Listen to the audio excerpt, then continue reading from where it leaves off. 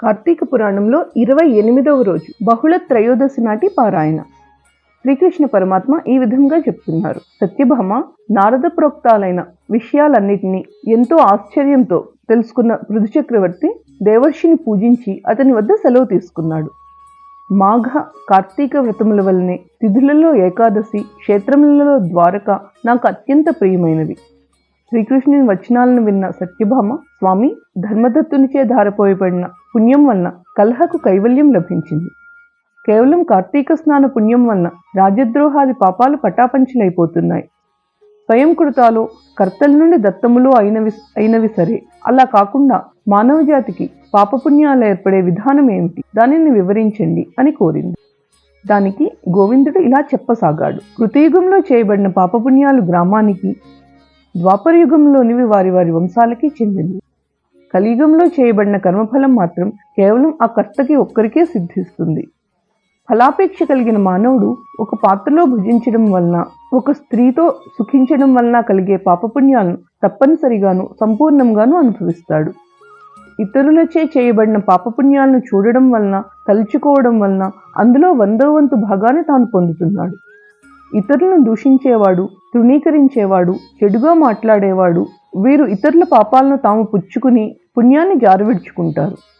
తన భార్య చేతను, కొడుకు చేతను, శిష్యుని చేతనో తప్ప ఇతరుల చేత సేవలు చేయించుకున్నట్లయితే తప్పనిసరిగా వారికి తగినంత ద్రవ్యం ఇచ్చి తీరాలి. అలా ఇవ్వని వాడు తన పుణ్యంలో సేవానురూపమై పుణ్యాన్ని తన ఇతరులకు జారవిడుస్తున్నట్టు లెక్క. పంక్తి భోజనాలలో భోక్తలలో ఏ లోపం జరిగినా ఆ లోపం ఎవరికి జరిగిందో వారు యజమానుల పుణ్యంలో 6వ భాగాన్ని హరించిన వారు అవుతారు. స్నాన సంధ్యాదులు ఆచరిస్తూ ఇతరులను తాకినా, ఇతరులతో పలికినా వారు తమ పుణ్యంలో 6వ వంతును ఇతరులకు కోల్పోతారు.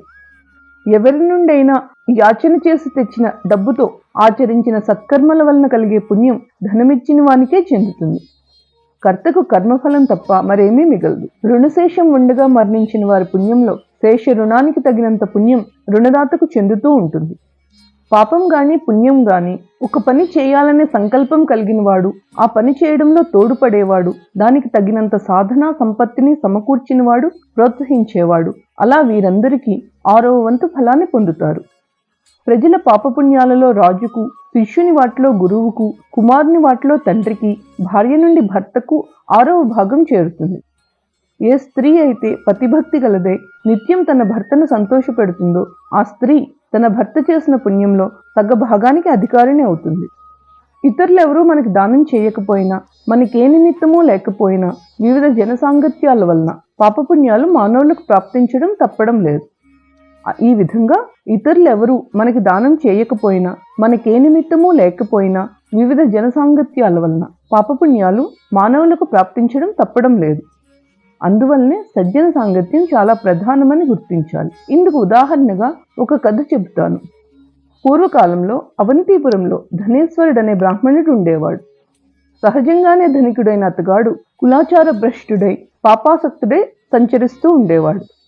అబద్ధాలు ఆడడం, దొంగతనం, మధుపానం ఇత్యాది దుష్కర్మలతో షడ్రసాలు, కంబళ్ళు, చర్మాలు మొదలైన వర్తకాలు కూడా చేసేవాడు.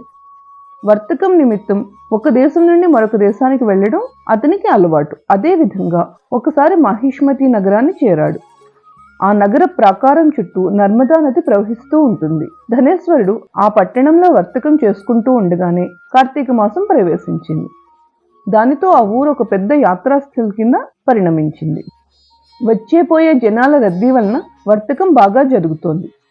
ధనేశ్వరుడు దానివల్ల నెలంతా, కార్తీక మాసం నెలంతా అక్కడే ఉండిపోయాడు. వర్తక లక్ష్యంతో ప్రతిరోజు నర్మదా తీరంలో సంచరిస్తూ అక్కడ స్నాన, జప, దేవతార్చన విధులు నిర్వహిస్తున్న వారిని చూశాడు.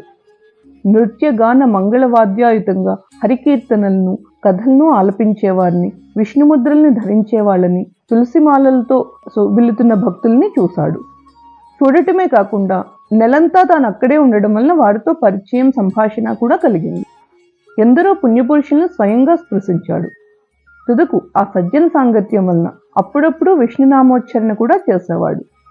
4 రోజులు ఇట్టే గడిచిపోయాయి. కార్తీక వ్రత ఉద్యాపనా విధిని, విష్ణు జాగరాన్ని కూడా దర్శించాడా ధనేశ్వరుడు. పౌర్ణమి నాడు గోబ్రాహ్మణ పూజలు ఆచరించి దక్షిణ భోజనాదులను సమర్పించే వ్రతస్థుల్ని చూశాడు. పిదప సాయంకాలం శివప్రీత్యర్థం చేయబడే దీపోత్సవాలను కూడా తిలకించాడు. నాకు అత్యంత ప్రీతికరమైన కార్తీక మాసంలో శివారాధన దేనికి అని ఆశ్చర్యపడకండి. ఎవరైతే నన్ను శివుణ్ణి భేదభావంతో చూస్తారో వారి యొక్క సమస్తమైన పుణ్యకర్మలు కూడా వృధా అయిపోతాయి. అదే కాక ఆ శివుడు కార్తీక పౌర్ణమి నాడే త్రిపుర సంహారం చేసిన వాడు అవడం చేత ఆయనని ఆ రోజు నేను కూడా ఆరాధిస్తాను.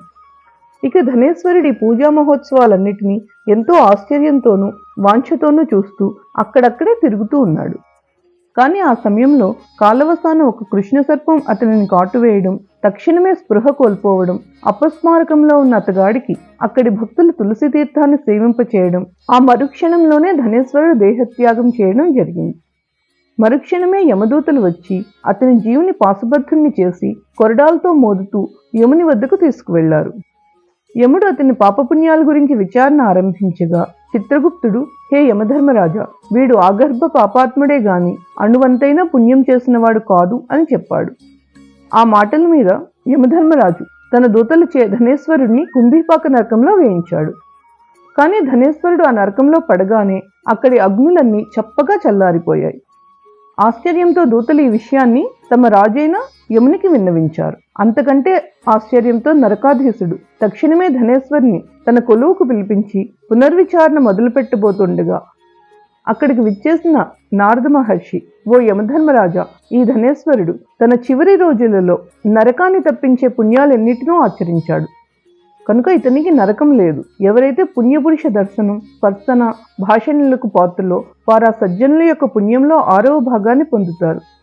అటువంటిది ధనేశ్వరుడు 1 నెల పాటు కార్తీక వ్రతస్థులైన ఎందరెందరో పుణ్యాత్ములతో సాంగత్యం చేసి విశేష పుణ్యభాగాలను పొంది ఉన్నాడు. కార్తీక వ్రతస్థుల సహజీవనం వలన ఇతను కూడా సంపూర్ణ కార్తీక వ్రత ఫలాన్ని ఆర్జించుకున్నాడు. అదీకాక అవసాన వేళ హరిభక్తుల చేత తులసీ తీర్థాన్ని పొందాడు. హరినామ స్మరణం విన్నాడు. పుణ్య నర్మదా తీర్థాలతో వీని దేహము సుస్నాతమయ్యింది. అందరూ హరిప్రియుల ఆదరణకు పాత్రుడైన ఈ విప్రుడు నరకానుభవానికి అతీతుడే అని తెలుసుకో.